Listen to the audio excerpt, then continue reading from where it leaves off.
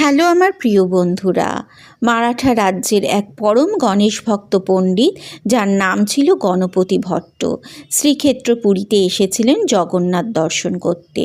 তিনি বিশ্বাস করতেন যে পরমেশ্বর কেবল গণেশ রূপেই বিরাজ করেন।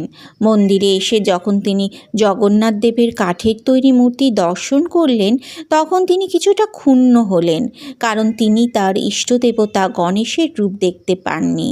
তিনি হতাশ হয়ে মন্দির ছেড়ে চলে যাওয়ার সিদ্ধান্ত নেন।